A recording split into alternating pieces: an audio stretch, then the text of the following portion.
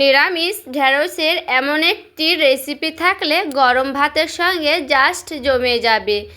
এইভাবে একবার হলো নিরামিষ ঢেঁড়স রান্না করে দেখতে পারেন। নমস্কার বন্ধুরা, অমৃতা অ্যান্ডি কুকিং চ্যানেলে সবাইকে স্বাগত জানিয়ে আবারও হাজির হয়েছি। তো যে সকল বন্ধুরা ইউটিউব চ্যানেল থেকে দেখছেন তারা প্লিজ চ্যানেলটাকে সাবস্ক্রাইব করে আমার পাশে থাকবেন, আর যারা ফেসবুক থেকে দেখছেন তারা পেজটাকে ফলো করে রাখবেন, লাইক দিয়ে ভিডিও দেখা শুরু করবেন। তো চলো রেসিপিটি শেয়ার করা যাক। এখানে দেখুন বন্ধুরা, নিয়ে নিয়েছি ভিন্ডিগুলো কিন্তু একেবারে কচি কচি আছে। এরপরে এখানে একটা বাটিতে নিয়েছি জল। ভিন্ডি কিন্তু কাটার আগে খুব সুন্দর করে ধুয়ে নিতে হয়, তার জন্য কিন্তু আমি খুব সুন্দর করে কষলে কষলে ধুয়ে নিচ্ছি। এরপরে এখানে দেখুন একটা আমি নিয়ে নিয়েছি ভিন্ডি, এরপরে কেটে নিচ্ছি। দু সাইজ কেটে নিয়ে এইভাবে আমি দু পিস করে নিচ্ছি। তো আমি ভিন্ডিগুলো কিন্তু এইভাবেই কেটে নেব। তো দেখুন সবগুলোই কিন্তু আমি এইভাবেই কেটে নেব, দু পিস করে কাটছি। এখানে যদি খুবই বড় থাকে তাহলে কিন্তু 3 পিস করে নিতে পারবেন, আর চাইলে 2 পিস করে নিতেও পারবেন। তো নিজেরা কিন্তু পছন্দ মতো করে নিতে পারবেন। তো এইভাবে কিন্তু আমি ভিন্ডিগুলোকে সবগুলো এইভাবে কেটে নিচ্ছি, তারপরে ফিরে আসছি। আর এখানে দেখো সবগুলোই কিন্তু ভিন্ডি আমার কাটানো হয়ে গেছে। তো আমি এইভাবে কিন্তু 2 সাইজ করেই কেটে নিয়েছি, মানে 2 পিস করেই কেটে নিয়েছি সবগুলোই। তো এখানে দেখুন একটা থালাতে কিন্তু ভিন্ডিগুলো নিয়ে নিয়েছি। তো ভিন্ডিটা কিন্তু আমি আর ধোবো না, কারণ কেটে কিন্তু মানে আগে ধুয়ে নিয়েছি, তারপরে কিন্তু কেটে নিয়েছি। কাটার আগে কিন্তু ধুয়ে নিতে হয়, পরে ধুলে কিন্তু একটা মানে সে আঠালোটা বেরিয়ে যায়, মানে একেবারে প্যালপ্যাল করে। এরপরে দিয়ে দিচ্ছি লবণ অল্প করে, দিয়ে দেব হলুদের গুঁড়া, এরপরে পুরো 1 ভর্তি চামচ দিয়ে দিচ্ছি বেসন, এরপরে দিয়ে দিচ্ছি 1 ডজনের মতো সরিষার তেল, 1 থেকে 2 ডজনের মতো দিয়ে দিলাম। এখানে আমি খুব সুন্দর করে কিন্তু হাত দিয়ে মাখিয়ে নিচ্ছি। এবারে খুব ভালো মতো করে কিন্তু হাত দিয়ে মাখিয়ে নিতে হবে এই বেসন দিয়ে, আর সেই ভেন্ডির সঙ্গে খুব সুন্দর করে। তো এখানে দেখুন খুব সুন্দর করে কিন্তু আমার মাখানো হয়ে গেছে। তো এটাকে আমি রেখে দিচ্ছি প্রায় 5 মিনিটের মতো একটু রেস্টে। আর এখানে দেখুন একটা আমি আলু নিয়েছি। তো আলুর খোসাটা কিন্তু আগে থেকে ছিলে নিয়েছি অফ ক্যামেরায়। এরপরে আলুগুলোকে দেখুন এইভাবে আমি কেটে নিচ্ছি। তো আলুটা আমি এইভাবে পিস পিস করে কেটে নিচ্ছি। তো এইভাবে কিন্তু আমি কেটে নেব আলুগুলোকে।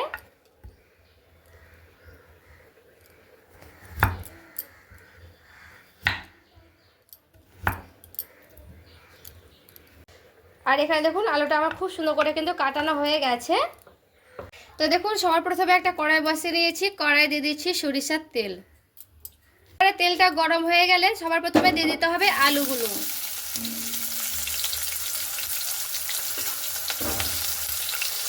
এখানে আমি আলুগুলোকে খুব সুন্দর লাল লাল করে কিন্তু ভেজে নেব। আলুগুলোকে একেবারে লাল লাল করে কিন্তু ভেজে নিতে হবে। আর এখানে দেখুন আলুগুলো আমি কেমন করে ভেজেছি, একেবারে কিন্তু লাল লাল করে ভেজে নিয়েছি। এখানে আমার পুরোপুরিভাবে কেন আলুগুলো সেদ্ধ হয়ে যায় এইভাবে কিন্তু ভেজে নিয়েছি। এরপরে আলুগুলোকে আমি উঠিয়ে নিচ্ছি। দেখুন কড়াই কিন্তু তেল রয়ে গেছে। এখানে আমি দিয়ে দিচ্ছি কালো জিরে। দেখুন অর্ধেকটা মানে একেবারে সামান্য করে আছে শুকনো লঙ্কা ভেঙে দিয়ে দিচ্ছি। এরপরে এগুলোকে একটু হালকা করে নাড়াচাড়া করে নিলাম। এরপরে যে ভিন্ডিটা আমি ভালো মতো করে মাখিয়ে রেখেছিলাম, এরপরে দিয়ে দিচ্ছি ভিন্ডিগুলোকে। এখানে আমি সবগুলো ভিন্ডি দিয়ে দেব। এখানে আমার ভিন্ডিটা খুব সুন্দর করে কিন্তু ভালো মতো করে নাড়াচাড়া করে নেব। আর এখানে দেখুন ভিন্ডিটা আমার খুব সুন্দর করে কিন্তু নাড়াচাড়া করে নিচ্ছি। এখানে আমার ভিন্ডিটা খুব ভালো মতো করে এখানে নাড়াচাড়া করানো হয়ে গেছে। এরপরে ভেজে রাখা আলুটাও দিয়ে দেব। এরপরে ভিন্ডির সঙ্গে আর আলুর সঙ্গে খুব সুন্দর করে আবারও আমি 1 মিনিটের মতো পুরো নাড়াচাড়া করে নেব। এরপরে দেখুন আলুর সঙ্গে ভিন্ডির সঙ্গে খুব ভালো মতো করে নাড়াচাড়া করানো হয়ে গেছে। এখানে গ্যাসের আঁচ কমিয়ে দিয়ে দিচ্ছি জল। এরপরে জলটা দিয়ে খুব সুন্দর করে আবার একটু নাড়াচাড়া করে নিচ্ছি। এরপরে জলটা দিয়ে হালকা করে একটু নাড়াচাড়া করে নিলাম। তো এখানে আমার সামান্য করে লাগবে লবণ। তো লবণটা আমি দিয়ে দিলাম, লবণটা দিয়ে হালকা করে একটু এভাবে আবারও নাড়াচাড়া করে নিলাম। এরপরে দিয়ে দিচ্ছি ঢাকা। ঢাকা দিয়ে খুব সুন্দর আলুগুলোকে আর ভিন্ডিগুলোকে সেদ্ধ করে নেব। আর এই ভিন্ডিটা রান্না করার জন্য আমার একটু মশলা লাগবে, মানে সামান্য করে দেবো মশলা। নিয়েছি কাঁচা লঙ্কা 4টের মতো, আর নিয়েছি হাফ চামচের মতো জিরে, আর হাফ চামচের মতো নিয়েছি সরষে। এইগুলোকে আমি খুব সুন্দর করে শিলপাটায় বেটে নেব, তারপরে বেটে নিয়ে ফিরে আসছি। আর এই যে দেখুন বন্ধুরা, শিলপাটায় খুব সুন্দর মিহি পেস্ট করে নিয়ে চলে এসেছি। একেবারে কিন্তু মিহি করে বেটে নিয়েছি শিলপাটাতে খুব সুন্দর করে। এরপর দেখুন ঢাকনাটা আমি উঠিয়ে নিলাম। তো এরপর ঢাকাটা দিয়ে কিন্তু খুব সুন্দর করে আমি মানে আলুগুলোকে সেদ্ধ করে নিয়েছি। আর দেখুন, দেখে বুঝতে পারছেন এই যে আলুগুলো কিন্তু খুব সুন্দর সেদ্ধ হয়ে গেছে, আর ভিন্ডিগুলো কিন্তু সেদ্ধ হয়ে গেছে। তো এখানে আমার ঢাকা দিয়ে কিন্তু ভালো মতো করে ফুটিয়ে মানে সেদ্ধ করে নিতে হবে। এরপরে যেটা আমি শিলপাটে মশলা করে নিয়েছিলাম, এরপরে আমি দিয়ে দিচ্ছি এখানে। মশলাটা দিয়ে এবার খুব ভালো মতো করে আবার একটু নাড়াচাড়া করে নেব।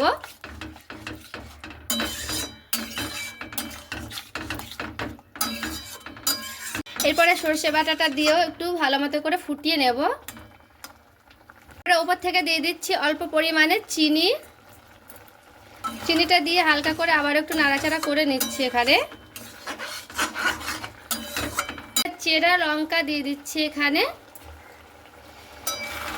এরপরে লঙ্কাটা দিয়ে একটু হালকা করে নাড়াচাড়া করে নিচ্ছি। এখানে আমি পুরো 1 মিনিটের মতো একটু মানে ফুটিয়ে নিচ্ছি, তারপরে কিন্তু নামিয়ে নেব। 1 মিনিট পর নামিয়ে নিয়ে তারপরে কিন্তু দেখাচ্ছি। আর এই যে দেখুন বন্ধুরা, রেডি করে নিয়ে চলে এসেছি। আর দেখতে দেখুন কতটা সুন্দর লাগছে, আর কালারটা দেখুন কি সুন্দর এসেছে। আর ভেন্ডির এইভাবে একবার হলো নিরামিষভাবে রান্না করে দেখতে পারেন, খেতে কিন্তু দুর্দান্ত হয়।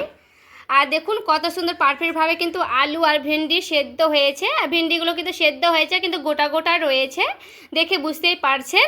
তো এইভাবে কিন্তু আমি নামিয়ে রেডি করে নিয়ে চলে এসেছি। এরপরে এখানে যেহেতু আমি সর্ষে দিয়েছি, তার জন্য ওপর থেকে দিয়ে দিচ্ছি কাঁচা তেল 2 রসুনের মতো দিয়ে দিচ্ছি। খাবার আগে এইভাবে কিন্তু কাঁচা তেল দিয়ে সার্ভ করে নেবেন ভাতের সঙ্গে, গরম ভাতের সঙ্গে কিন্তু খুবই ভালো লাগবে। এরপরে কাঁচা তেলগুলো হালকা করে এভাবে আমি একটু নেড়ে নিচ্ছি।